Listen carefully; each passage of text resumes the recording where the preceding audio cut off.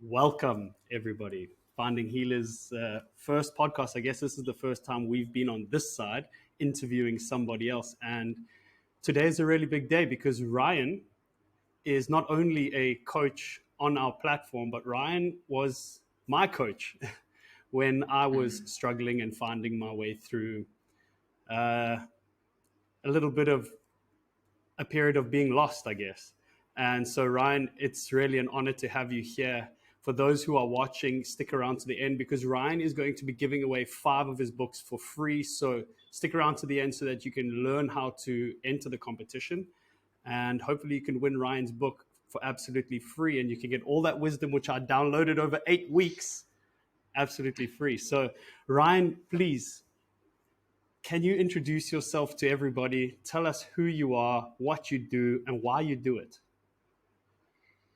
Wade, my friend. So my name is Ryan Tyack. I am a consciousness coach and I live in Cape Town in South Africa.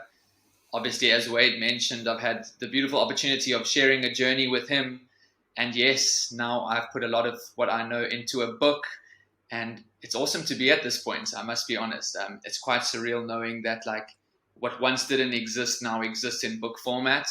But more than that, why do I do it? Wade, I've always really believed in human potential. I've always been somebody who's been inspired by what we as humans can achieve and create in this actually very short lifetime that we all have. So I do it because there's no greater reward for me currently than seeing transformation happen before my own eyes. And I don't see it as because of Ryan.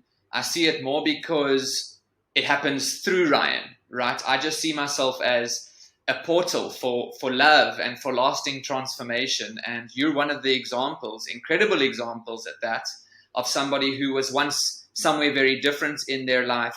And through our connection, you now are where you are today in Bali with finding healers and living the reality that you chose to create. So that's why I do it. Thank you. You touched on something there, love. And I really like that because I remember when we were working together, you told me once, and I'm going to paraphrase here, so correct me if I'm a little bit off, but you said your goal is to build the most loving company. I'll put Yeah, you're company in 100% right. inverted commas, right? And you're holding me accountable to that by saying that now. Yes, I would love to have the most loving platform or organization in the whole world. And that journey of what love is actually very different to different people. So it can be the gentle, give someone a hug love, but it can also be the fierce and the powerful love which stands for someone else's light and someone else's greatness. So it all depends where we're at and what someone's context of love is. But if I had to die one day and someone remembers Potential is Human as the most loving platform in the world, then I'll die as a proud man. I love that. Really, I love that. I can be honest, when I first heard you mention the most loving platform, the most loving brand, it didn't quite click for me because, we can all only understand through our own frame. And now that you just put it like that, that people view love or they interpret love in different ways and they all need different kinds of love at different times. I love that. And it brings me on to, I guess, the main question of the day here. We raced into this one. But how does somebody like you, where you are right now, go from a place similar to where I was before I met you, right? A place of uncertainty, a place of, without me putting words in your mouth, but unfulfilled, to where you are now, where you kind of have the license or you have the tools to tell people how to better live their lives or to attack life in a different way. How does somebody go from there to where you are now? That blows my mind. That is, it's a transformation of note. I'm super interested in that. So my journey looks a certain way, and we can talk about that just now. But if, in terms of answering your question, if I'm hearing you correctly, how does someone go from where they are to where they would like to be? It absolutely has to begin with choosing yourself. I'm not going to sugarcoat it. I don't think that people understand that most people who have faced immense transformation, it actually started with being at a point where you say to yourself, like, I can no longer take it this way anymore. And because of that, I'm ready to do the work and I'm ready to change. In my humble opinion, until someone gets to that point, they don't really want to change, and they're just looking for something outside of themselves, which makes them feel better about themselves. But the lasting transformation comes from being at a breakdown in your life. There is no breakthrough without some necessary degree of breakdown. And when you're breaking down, that's when you're open to new possibilities in your life, because you're ready to lean into the discomfort. I almost feel like quoting Rick at this point, where he made a beautiful analogy in one of our last chats where he said, when an egg is broken from the inside, life is born. And when an egg is broken from the outside, life is destroyed. And I guess that's basically what you're saying, that the decision must come from within. You need to reach that point of change for you to then seek the help or guidance that you're looking for. So with that, right? At what point did Ryan believe there was a need for change? What was the darkest hour? What was the darkest hour? The darkest hour came in 2017. Some people have heard this. It's also in the book. But I had lived a pretty beautiful upbringing. I had a blessed life. I have parents who always gave of their best. We didn't necessarily always have it all, and I saw others with more. But I must say at the same time that they always did what they needed to provide for us. So great family, beautiful home, beautiful life, great education. But it was in 2017 that I was in a career where I was deeply unfulfilled. I knew that waking up every day, I was completely disconnected from who I really was. And I was doing the work in order to take from the world. What I mean by that, I was doing the work to simply earn as much as I possibly could for myself. And it was all about how much longer and harder could I go in order to see more coming into the bank accounts. I wasn't inspired by the work that I did. On the outside, somebody would have thought that Ryan's life looked great. If you saw me on the weekend, I was fun, I had it all together, I was doing what I enjoyed. But inside, my life was actually soulless. And in 2017, on a random day in the middle of the year, I remember standing in a beautiful home, and I literally, it was that awareness and that enlightening moment where I watched suicidal thoughts come across the screen of my mind. And now that's so far removed from who Ryan really is. And I actually was shocked, and I was deeply touched by what was happening, because I was questioning the value of my own life in that moment. No denying it, Ryan was actually deciding whether living was worth it or not, because this is what life had come to. No one on the outside would ever have known that, but it was because I was living a lie and I was pretending in many ways. So when this happened, I knew that something needed to change. I watched it arrive and I watched the same thinking go. And it was then that the penny landed, and I guess this egg started to crack from within. And I made the decision to start having a look at why this was happening for me and what I needed to do to be the change that I ultimately wanted to see. Wow. Wow. And did you sought after a coach? Did you go out looking for a coach? Did that coach find you? I'm only referring to my own experience with you, in that I was not looking for a coach when we crossed paths again. And it was that serendipitous moment of us crossing paths that changed the trajectory of my own path, you know? And so did you reach this darkest hour, if I could call it that, and say, I need help, I'm going to look for help? Did somebody find you? And, you know, does somebody have to go to that extreme? Do they have to go to suicidal thoughts before recognizing needing help? That it's kind of a long distance. Yeah, it is. And I would like to think that people don't. But between you and I believe that level or quality of thinking is far more common than we perhaps know. People just don't share about it. We don't speak about it in society, because all it is, it's a state of consciousness, right? And when you're in that state of consciousness, your quality of thinking is so low that we start to have these thoughts about, like, what is our life actually about, and do we want to continue this way? So for me, it wasn't that I immediately reached out to a coach, but the woman Carla, who's my wife now, had recently come into my life at that point, and I had to humble myself in the sense that I needed to drop the pretending and the Ryan who was cool and had his life together, and I actually needed to speak to somebody. And Carla was the first person, even outside of my family at that moment, who I approached, and I said to her, I need to tell you what I'm actually going through and what has happened to me in terms of this suicidal thinking. And she then said to me very gracefully, it was as if it was all perfectly like choreographed.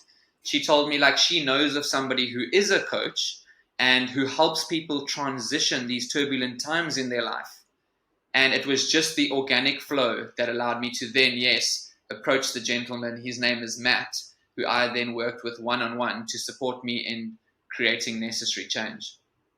Wow. And how long did you work with Matt for? What I'm trying to get at is there a prescribed period of time which is best for everybody? Is everybody different? How long did you need? And then what would you say is the general sort of time frame? Yeah. So I worked with Matt for about 8 to 10 weeks, and it all has to do with the individual. So I don't believe that we can have one or two coaching sessions and suddenly you see the world through a new set of eyes, right? A transformation is a journey and a process, and some high performing individuals take it on and fully submerge themselves because they can handle the discomfort a lot more than others who might want to go more gradually on the path. So I suggest 10 weeks or 10 sessions to really lean into what's happening for you and to start integrating the new awareness that you'll get from the process so that you can start seeing external change in your reality. Mm, that's really cool. I did 8 weeks with you, Yes, yeah, and you did. I can say that at the end of 8 weeks, I almost felt like I was just getting started. It was almost like, okay, I've arrived, if I can say that. But I feel like if I had done another 8 weeks, I probably would have 10x'd my understanding or my progression, because I feel that it took those 8 weeks to kind of reprogram some of the thinking and to get into new habits. And that if I had gone into another 8 weeks, those new habits coupled with new ways of thinking and more guidance, I can see how that would have been so beneficial. So you only did 10 weeks? I did 10 weeks at the time, yeah, and it brought about Okay. a lot of change. Matt was the catalyst, and you used the words, to change the trajectory of Ryan's path at that time. But subsequent to that chapter of my life, I've constantly had coaches thereafter. It's kind of like if I'm going to do this work and hold others accountable, then I need to keep myself accountable. And I need to constantly lean into the parts of myself that I still might need to discover. Um, I'm always learning. I have incredible people on my path who have sometimes very necessarily like still kicked my ass, and it's there that the growth happens. And I'm deeply grateful to my guides, my coaches, because I'm growing still, always. And I don't think Sure. there is a finish Sure. line. Sure. I completely agree with that. And when it comes to coaches, here's an interesting question. Mm. What makes a good coach in your mind? Because we all have opinions. If you live in Bali, you will hear the common joke very often as to, everyone's a coach and everyone just does a short certificate and then has the authority to tell you how to live your life. This is really common. Um, Yeah. and so I want to know from you, somebody who's out there listening to this at need of change, looking for a coach, how do they go about finding a good coach? Are there some questions that they can probe with? Are there some areas that they can look for in terms of what makes a good coach? Yeah, I would say if you're looking for a coach, take the time before you invest in yourself to really connect with a couple of coaches. And when I say connect, not just reading their coaching bio per se, like that's important, see what they're about. But if you can, lean into the opportunity that they should offer to have like a short discovery call and actually interact so you can get a feeling of what this person is about, because your heart will know what's right for you, right? When it comes to how many coaches are out there, everybody is always only just doing the best for where they're currently at. We have some incredible coaches in this world, and then we have some okay coaches and some coaches who still have some work to do, right? But I believe a really powerful coach and the best coaches in the world will always receive you or an individual with non-judgmental compassion, because they've walked through hell and back themselves, and they understand where you might be at. They're just a reflection of the inspiration which already exists in you and the potential which you can discover in yourself. And then second to that, a brilliant coach is never going to give you the answers. And I will stand on this until the day that I die, because sadly, and I call bullshit on the people who are doing it, I see coaches who are prescribing. I've mentioned this to you before. And there are coaches who are telling people what is best for them. And that is not what drew me to coaching. That is not what inspired me to become a coach. The actual opposite, in fact, was for the first time when I had the experience of coaching, I was not being told who I must be, what I must do, what it should look like. Instead, I was constantly being directed back to myself and forced to look inwards in order to discover the answers on my own, with someone's support, with someone's guidance, with someone's wisdom, with someone's care and compassion. But they never told me what to do, because there is not a single individual outside of you who could possibly tell you what is right for your life. So if you're with a coach who's trying to give you the answers and lead you in a certain direction to what they might deem is their version of success, run for the hills and tell them I said this. But if you're with a coach who's constantly supporting you to explore yourself and come to the right answers for you, then you're in really good hands. Great answer. Great answer. And I have a debate on this topic. I know that you and I have spoken about this multiple times. I feel like if we could record all of our phone calls that we have every few weeks, we could have a whole podcast series just with what we chat on a daily basis. But, after that conversation we had about this, because your style of coaching is exactly like that. And it's one of the greatest compliments I can give you from our coaching that I loved the most. And that was that you made me my own healer. Exactly what you're saying now. A coach should not tell you what to do. He should put the question on you to decide what you want to do. But then I did have this conversation again with a few other people, and fortunately, I'm surrounded with a lot of people who are in this space, a lot of coaches, a lot of practitioners. And I had a chat with somebody who had an interesting point. They said they agree, but there's also people who need to be told, right? For example, there's people who need the personal trainer to do that one extra rep, to get up in the morning to go to gym. And then there's people who can watch a YouTube video and train at home in the silence, in the cold, in the snow, in the rain, in the whatever. Similarly, in self-help, there's people who can buy the book and they can improve themselves. Perhaps not to the same extent, but we can't argue that. And so, the argument was some people need that. They need that accountability. They need to be told, you have to do this by tomorrow. What are your thoughts on that? It's good that we're clarifying this, because I agree in what you're saying, right? A personal trainer needs to tell somebody 10 push-ups, no carbs, like that's telling. I'm speaking strictly from the space of life coaching, consciousness coaching, spiritual teaching, working with somebody on their individual journey of transformation. Everybody is at where they're at, and there are many paths up the mountain, right? So I still believe that no one needs to be told, in this sense, from where I'm speaking from, what to do. We can provide the wisdom, we can share what we know, but it's still about then, if I share what I know with Wade, it's still allowing him to make his best decision that he possibly can from what I have now shared. Not to tell you, this is what I know, this is how it looked for me, this is what you must go and do. because only the ego needs to tell anyone what they must do.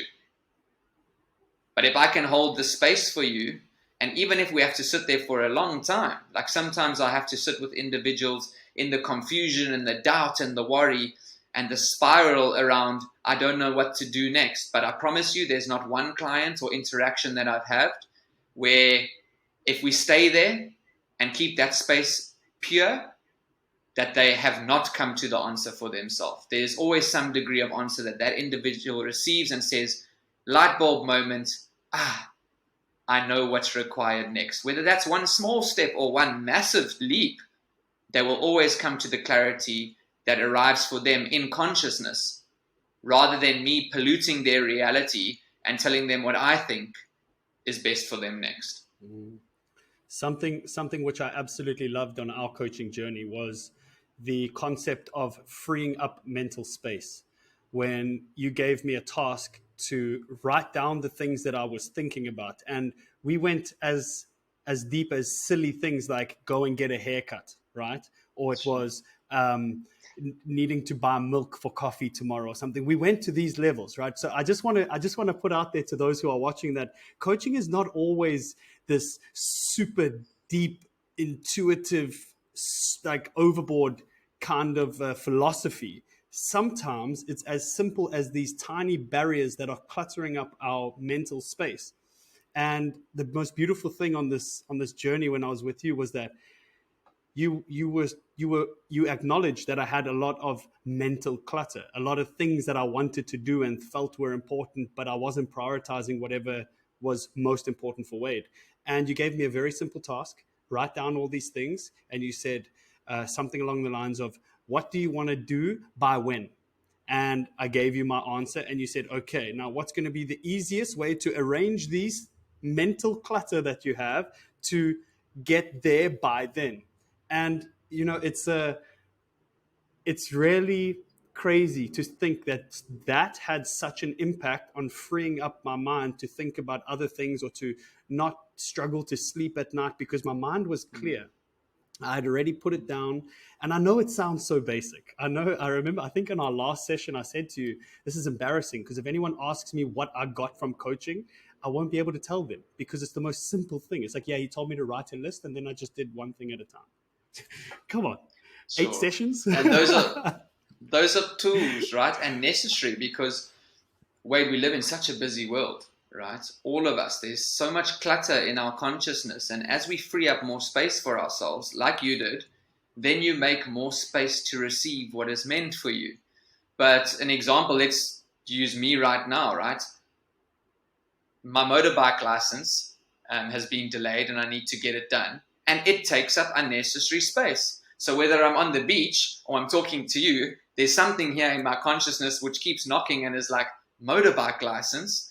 And I need to be able to free up that space, find completion with regards to the license, the tax return, starting a new business, whatever it may be, in order to then have more space for myself and not to have clutter in our consciousness, which is one of the small activities that you had to do. Yeah, it's so crazy at how something so simple had such profound impact. But I want to come back. You mentioned something earlier when we were discussing keys to look for in a coach or a practitioner or somebody, a mentor. We call them a mentor. And you mentioned find the connection to chat, to open a dialogue. And it brings me back to this point. We've spoken so many times about this Discord channel that we've started at Finding Healers. This is why something like that server is so important for us, because it allows a controlled space where anyone who's searching for something in their life, they can come to one place and they can chat to not just you, Ryan, but they can chat to, at the moment, I think we have 42 other healers, practitioners, coaches who are in this space, always available. You can type a message in a group chat. You can type a personal message. You can go and read the content they've already posted, and you can really build this relationship with them. And to go one step further, you can have a video call through this platform. So that, what you mentioned, I just wanted to bring it back, and I wanted to let everyone know. Check the description of this video. we have a link to a Discord server where we are creating a community of people who share a similar vision for the future, who share a similar understanding of life.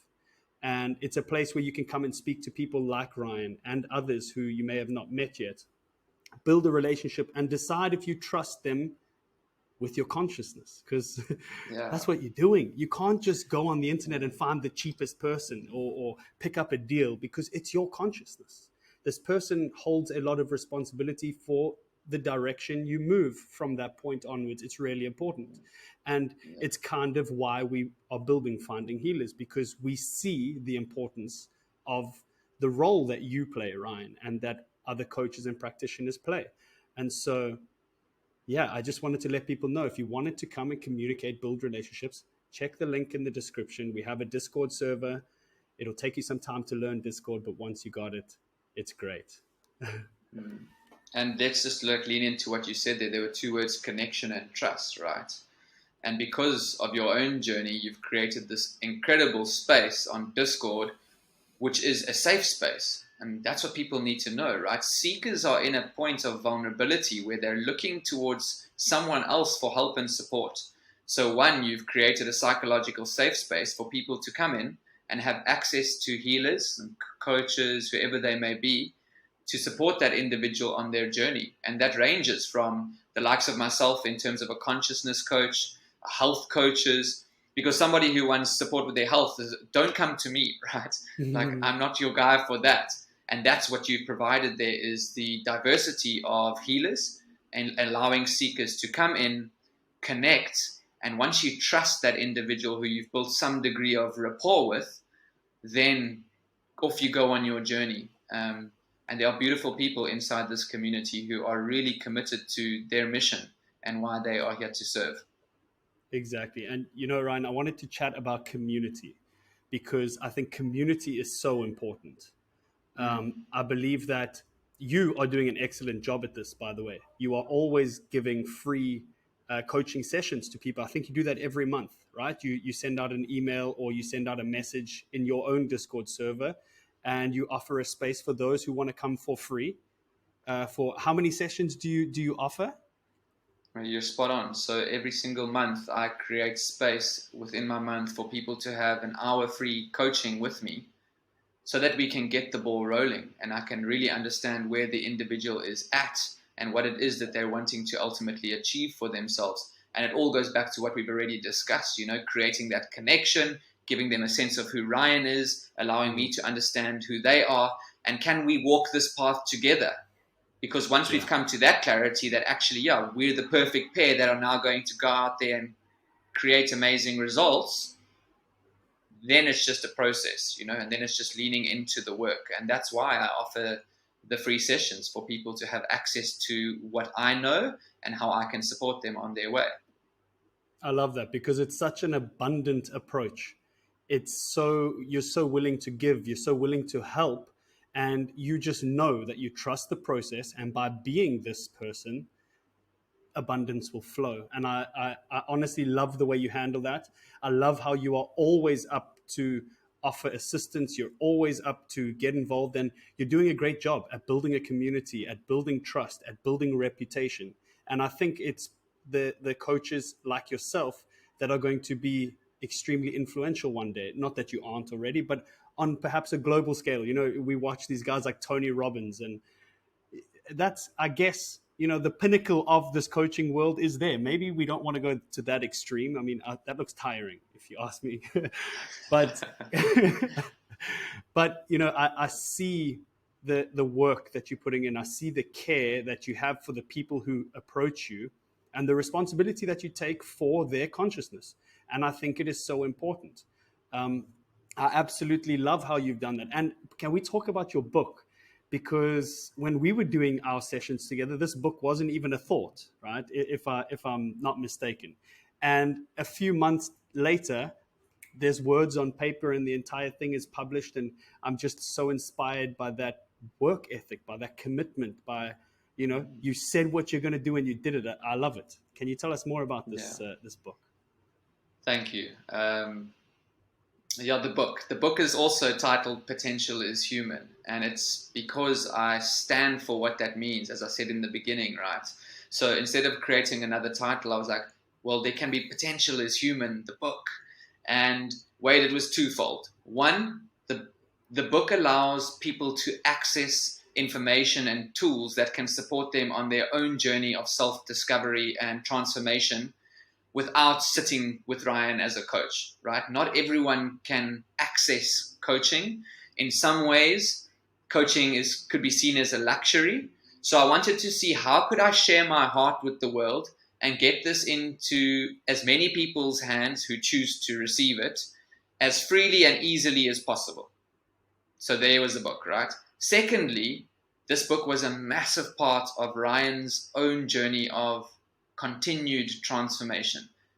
It was something that I needed to lean into as part of a journey that I'm sharing with a coach of my own. And I needed to see if Ryan could do this. And with this came up all the stuff, right? Am I worthy of writing a book? What will I share? What will people think if I say certain things? Will they like what I write? And it was getting through that and getting to the other side, walking into the fire of transformation again, and then coming out and seeing that, hey, this is possible and potential is human. And now there's a book. So one, it was providing access to tools to other people. And secondly, it was very much about Ryan's growth and Ryan seeing that he could actually get a book written. Because when you start on page 0 with not one word on the page, it's quite a process of deciding, like, right, where am I going to start and how's this all going to flow? But here we are. And yeah, thank you for letting me mention a little bit about it. Well, I think it has so much value to offer. The thing I love the most is how you explained. I'm not sure if you said it now, but you've said it to me previously on a phone call, and you explained that this book is your way of reaching, like you just mentioned, reaching those people who don't have access to a one-on-one with Ryan. And I absolutely love that. It's basically what you do with your weekly meditations. You offer free meditations to anyone who has the time to join you every Friday, or is it Thursday? Every Friday morning, yeah, guided online meditation. You've been there. I've got goosebumps Love now it. as you say it, because every one of those Fridays is so different, right? In terms of who arrives in this space, what the meditation is for them. And it's a privilege for me to be able to share that with other people. It's incredible that you give so much of your time, Ryan, because, you know, I think we spoke about in our last call that you're only a coach some of the time. You're a business entrepreneur other times. You're a content creator other times. And then in all these times in between, you're writing a book. You're giving out free access to Ryan every month. You're giving free meditations every week. You help an awful amount with finding healers in terms of providing solutions to whatever hurdles we're facing at the time, to providing suggestions. You're always in the Discord communicating with those who come and look for answers. You just give Yeah. so much. And I think, we just wrote a blog on our website about the 7 levels of personal consciousness. And as Rick was writing in that blog, the highest level is service. And you've clearly reached this level. You are clearly at the point of service where this is your reward. How does somebody go from, in your own words, earning as much money as possibly can as you can, to service and so much for free, just believing that the money will flow? How does somebody make that shift? That's difficult. That's very difficult. And the thing is, it's service, right? We are here to serve. We are here to live as an extension of love in this world. And what I can say from the early parts of Ryan's life is, like, we grow up in this extremely industrialized Western society where we're looking at how much we can take from life. How much can I make? That Ryan that was willing to burn the candle on both ends to see as much come in that month into his account as possible, which didn't really end well. But then you get to leaning into your transformation and understanding that, like, you are here to serve. And when you start to serve from that place where it doesn't mean don't make money, it doesn't mean don't enjoy luxuries in this world, it doesn't mean don't enjoy the pleasures and the fun that you can in reality. It means as you serve and you come closer to the truth of who you really are, then the flow of that state of abundance from who you're being is the money that comes towards you, right? It's now I'm giving, and giving is receiving itself. It's not I'm taking from the world and how much can I possibly take. So as you serve and you come into your own power in whatever service looks like, right? That doesn't necessarily mean be a coach. Teachers, firefighters, business people who are really in business to serve a mission far greater than themselves. This can also be service. And when service is coming from a heart-led place, really the last of your worries is actually the money, because that's just a byproduct and a result of who you are choosing to be. Absolutely. I totally agree with you. Firstly, I was a teacher. That's what I studied. That's what I did as a job for so many years, was teaching. It's the Crazy. most beautiful job. I can tell you right now, it's by far the most rewarding job that I can think of. Obviously, I haven't done every job, but it's super rewarding because you watch the growth in these students. Additionally, you also get paid. And I was fortunate enough to work in the Middle East, which was tax-free, good pay, all the rest. But I still had to do it for money. And so my question to you, perhaps I haven't reached that level of personal consciousness yet where service is all that matters to me. How does somebody go from how do they forget about the bills, the stress, the worry, and say, you know what, I need to be happy and forget about the bills? Or, there's such a fine line between getting that right, because I can only imagine there's somebody sitting there going, oh yeah, well, I've got 3 kids, I've got a mortgage, I've got a credit card, I own a car, my company only pays me X amount, they want me to work over hours. Where's the space in that existence to clear for yourself? It's so difficult, and I respect the hell out of anyone who can come back from that. So what would you say? The first distinction is like what's coming up for me now is like, let's get clear about the difference between rich and wealthy, right?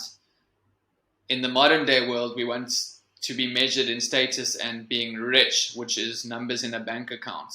Wealth is getting clear on what's valuable for you in this lifetime. Money can be one of them, but also the reward, as you mentioned, from serving others, having time for family, taking care of your physical body, like actually deciding what does a wealthy reality mean for me. And then in terms of the fear that you mentioned around, like, yes, there's bills. And now when you become someone who's of heart-led service, the bills certainly don't go away, but they get paid as a result of the work you're doing. And every single business is there to be profitable. If your business isn't profitable, you're going to close the doors at some stage. So it's really about deciding, what is it that I want to create in this lifetime? What is worth living for me? Who do I choose to be? Okay, once you get clear on that, then you need to lean into the journey of your own transformation and personal development around shifting your state of consciousness. So you mentioned the 7 levels of personal consciousness, because any fear around a bill, or, oh my God, the rent at the end of the month, or the repayments on my car, that's a lack consciousness, right? And anything done from lack can only create more lack. So if you're in lack and you go out there and it's a mad rush and desperate way of living to try and make money, you're only going to create more of the same suffering for yourself. So you need to start shifting your consciousness to more of an abundant state of consciousness, which says, how much value can I create in this world? And in return for creating that value, I get rewarded. So I'm giving, I'm creating value, I receive payment for that, and then I pay my bills. Like the lights and the water are still there, right? When you become the guru, the lights don't just stay on for free all the time. And it's still a human journey. Like I still have bills. I still have times where I have doubts, worries, fears around, money and wealth. But it's more of a seeing that as old programming, seeing that lack consciousness, seeing the fear, and just welcoming it. Like, okay, allowing for that, because I am so much more than that fear, and I can choose to keep showing up and creating more and more value in the world, and in return, these kinds of opportunities keep to happen. Mm. Well, I I can openly say that I think the way the world is right now, with we just got out of 3 years of lockdown and now we're at war, uh, people are, rightly in a tough spot mentally. It's hard to be positive and optimistic about the future, about life, about everything when there's all this stress and concern going on. Especially for those who are living in Europe right now, it's a whole, it's a real survival Yeah. point of consciousness because you're literally fighting for your life, or you're Mm. concerned that tomorrow something might change. And I just think that these teachings that you share and that a lot of other people share are more than ever so needed right now. And it's so necessary for us to try and spread as much of what we know as we can, because you never know. And this is what I always say, is you never know who's out there who needed to see what you put out today, whether it be a tweet, whether it be this podcast, whether it be a Facebook message, whatever it is. You never know who needs to hear that or who needs to see it. So Uh, true. and I'm grateful for the work you do, and you're constantly putting out videos that matter, and you're constantly giving back, and it's so nice. To end this podcast, what I would really like is for you to give us a golden nugget. Give us something that we can take with us into the rest of this week and next week, and use it to grow something great. Mm. No, no pressure. No Um, pressure. I, I have a nugget in the form of a question, and it flows from what you've just shared. Like somebody needs you, whoever you are watching this right now, for exactly who you are and where you're at. So my question would be, what parts of yourself are you not sharing? Which parts of yourself do you continue to deny? Because when you choose to express who you really are and share yourself with this world, someone out there needs you. So my encouragement would be to look at that question, stop holding back, share what it is that you truly want to share from your heart, and you'll be mind blown by the impact it can have and how much it can touch another individual's life if you just stop hiding. Amazing, Ryan. Thank you so much. We're not going to dilute this podcast anymore because that was so great. And I want to thank everybody for coming and joining this chat today with Ryan. Don't forget to check the link in the description so that you can enter to win Ryan's book. Firstly, secondly, come and join us in the Discord. You can chat to Ryan and other healers just like him, and come and join the community. We are trying to create change, and the more people who come, the more people who spread this awareness, the better it's going to be for all of us at the end of the day. So thank you so much to everybody. Ryan, thank you for your time once again. And we'll see you all soon. Thank you, Wade. I appreciate it.